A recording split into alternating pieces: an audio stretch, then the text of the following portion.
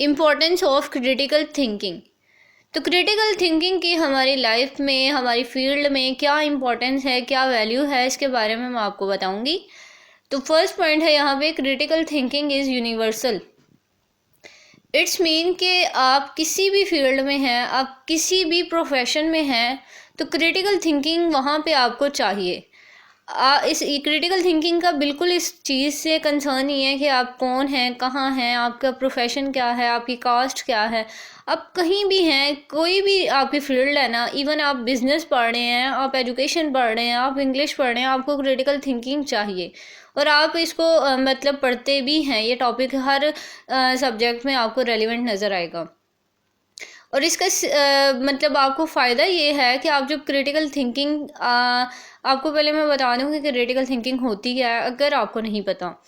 तो critical thinking means कि आपने ना चीज़ों को क्रिटिकली देखना है, मतलब डिफरेंट पर्सपेक्टिव से, डिफरेंट एंगल से एक चीज़ को देखना है, उस पर क्वेश्चंस उठाने हैं। आपने बिल्कुल एज इट इज़ नहीं लेके चलना चीज़ों को, मतलब जैसी नज़र आ रही हैं वैसी ही नहीं उन्हें कंसिडर करना। आपने ना उन पर मतलब क्रिटिकल सोचना है। तो ये होती है क्रिटिकल थिंकिंग। अब ये स्किल्स जो हैं आपको हर चीज़ में आपको बहुत बेनिफिट होते हैं। बिज़नेस में ये बहुत ज़्यादा होते हैं कि अगर आपने कोई बिज़नेस करना है तो आपने हर तरह से उसको सोचना है कि मुझे ये क्या करना होगा। आप अगर खेल रहे हैं तब भी आपको क्रिटिकल थिंकिंग की ज़रूरत पड़ती है।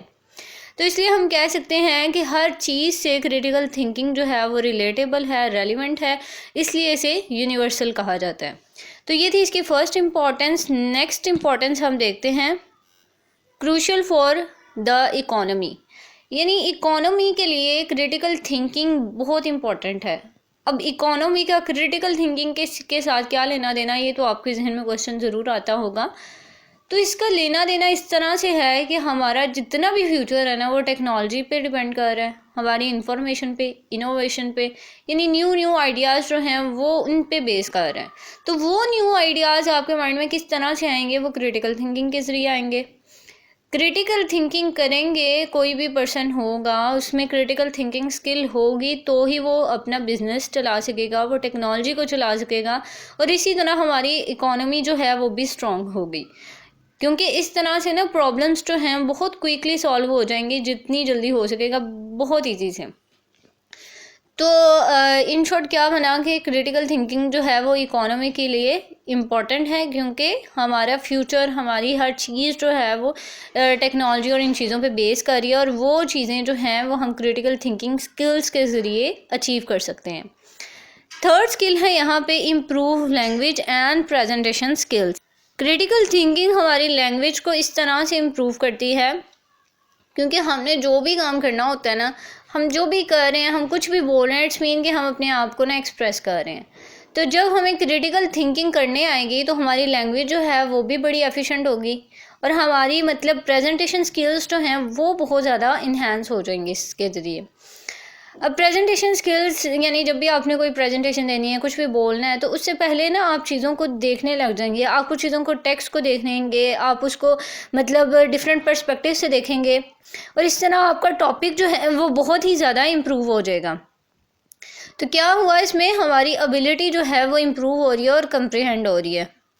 तो इट्स मीन कि जब आप अपनी कोई भी टॉपिक लेके उसमें श्योर हो जाएंगे ना कि ये चीज़ बिल्कुल ऐसी ही है, जब आप खुद क्लियर हो जाएंगी तो आप दूसरों के सामने प्रेजेंट पे बहुत अच्छा कर लेंगे।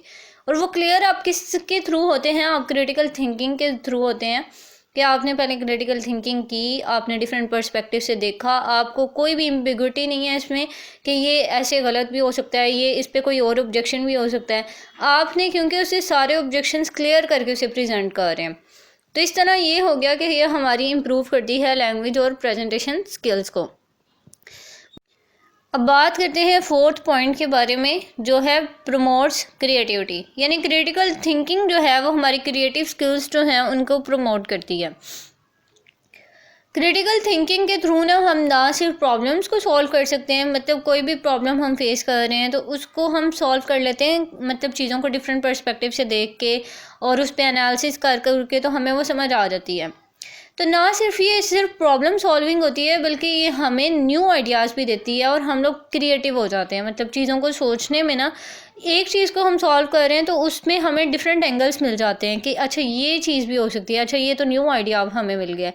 तो इस तरह ये है कि क्रिटिकल थिंकिंग क्रिएटिविटी को भी इम्प्रूव करती है, क्योंकि हम ना इसमें चीज़ों को एनालाइज करते हैं, हम आइडियाज़ को एडजस्ट करते हैं और उसके बाद उसके मुताबिक जो है उन्हें लेके चलते हैं।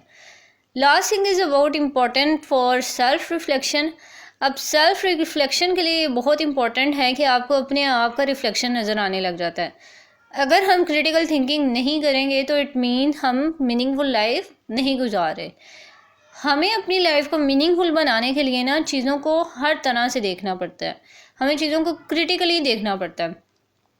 तो इसलिए ये जो है हमारी सेल्फ रिफ्लेक्शन जो स्किल जो है उसके लिए बहुत इम्पॉर्टेंट है कि हमें पता चलने लग जाता है कि हम बेसिकली है क्या चीज़, हम क्या हैं, हमारी लाइफ जो है उसके वेज क्या हैं, हमारे ओपिनियंस किस तरह से जा रहे हैं, आप उन चीज़ों को जस्टिफाई करने लग जाते हैं। तो ये एक बहुत इम्पॉर्टेंट टूल है। ये सारी मैंने वीडियो जो बनाई इससे regarding importance of critical thinking से रिगार्डिंग, तो इससे रिगार्डिंग आपका कोई भी क्वेश्चन हो या आपको कोई भी एम्बिग्विटी है तो आप मुझे कमेंट सेक्शन में बता दें, या फिर आप मुझे कोई टॉपिक सजेस्ट करना चाहते हैं क्रिटिकल थिंकिंग के रिगार्डिंग तो वो मुझे बताएं कि मैं उस पर भी वीडियो बना सकूं। And thank you so much for watching.